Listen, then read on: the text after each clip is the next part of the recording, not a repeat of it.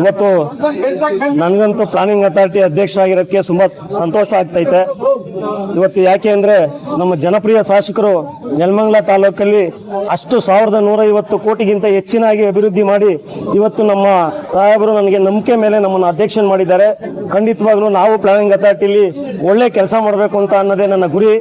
ನಾನು ಸಹ ಗ್ರಾಮ ಪಂಚಾಯತಿಯಲ್ಲಿ 5 ವರ್ಷ ಕೆಲಸ ಮಾಡ್ಕೊಂಡ್ ಬಂದಿದ್ದೀನಿ, ಮತ್ತೆ ಒಕ್ಕಲಿಗರ ಸಂಘದಲ್ಲೂ ಕೆಲಸ ಮಾಡ್ಕೊಂಡ್ ಬಂದಿದ್ದೀನಿ. ಖಂಡಿತವಾಗ್ಲೂ ನಾನು ನೆಲಮಂಗಲ ತಾಲೂಕರ ಜನತೆಗೆ, ನಮ್ಮ ಕಾಂಗ್ರೆಸ್ ಕಾರ್ಯಕರ್ತರಿಗೆ ಮತ್ತೆ ನಮ್ಮ ಕಾಂಗ್ರೆಸ್ಸಿನ ಎಲ್ಲ ಲೀಡರ್ಗಳಿಗೂ, ನೆಲಮಂಗಲ ಜನತೆಗೂ ಹೃದಯಪೂರ್ವಕವಾದಂಥ ಧನ್ಯವಾದಗಳನ್ನ ಹೇಳಕ್ಕೆ ನಾನು ಇಷ್ಟಪಡ್ತೀನಿ.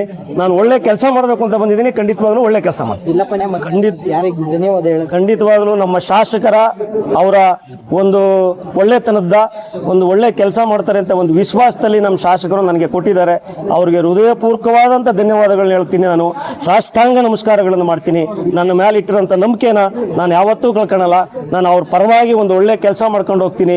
ಕಾಂಗ್ರೆಸ್ ಅಧ್ಯಕ್ಷನಾಗಿ ಇವತ್ತು ನನಗೆ ನಂಬಿಕೆ ಇಟ್ಟು ಮಾಡಿರೋದ್ರಿಂದ ನಾನು ಯಾವತ್ತೂ ಇದರಲ್ಲ ಒಂದು ಮಾದರಿಯಾಗಿ ಮಾಡಬೇಕು ಅನ್ನೋದೇ ನನ್ನ ಆಸೆ. ಒಂದು ಮಾದರಿಯಾಗಿ ಮಾಡೇ ಮಾಡ್ತೀನಿ. ಯಾವುದು CA ಜಾಗಗಳು ಇರ್ಬೋದು, ಒಂದು ಇದ್ರ ಜಾಗ ಯಾವುದೇ ಇದ್ರೂ ಒಂದು ಅಧಿಕಾರಿಗಳ ಹತ್ರ ಮೀಟಿಂಗ್ ಮಾಡಿ ಒಂದು ಒಳ್ಳೆ ಸಭೆಯನ್ನು ಮಾಡಿ ನಾನು ಅದನ್ನ ಕ್ರಮ ತಗೊಂಡು ಏನು ಮಾಡಬೇಕು ಅಂತ ನಾನು ಒಳ್ಳೆ ಕೆಲಸ ಮಾಡ್ಕೊಂಡು ಹೋಗಕ್ಕೆ ನಾನು ಇಷ್ಟಪಡ್ತೀನಿ. ಕಾಂಗ್ರೆಸ್ ಆಗಿರಲಿ JDS ಆಗಿರಲಿ, ನಾನು ಅವತ್ತಿನಿಂದ ಒಂದು ಒಳ್ಳೆ ವಿಶ್ವಾಸದಲ್ಲಿದ್ದೀನಿ. ನಾನು ಎಲ್ಲರ ಜೊತೆನೂ ವಿಶ್ವಾಸದಾಗ ಚೆನ್ನಾಗಿದ್ದೀನಿ. ಅದರಿಂದ ನನಗೆಲ್ಲರೂ ಬಂದು ವಿಶ್ ಮಾಡ್ತಾರೆ. ಅವ್ರಿಗೂ ಕೂಡ ಹೃದಯಪೂರ್ವಕವಾದಂಥ ಧನ್ಯವಾದಗಳನ್ನ ಹೇಳಕ್ಕೆ ನಾನು ಇಷ್ಟಪಡ್ತೀನಿ.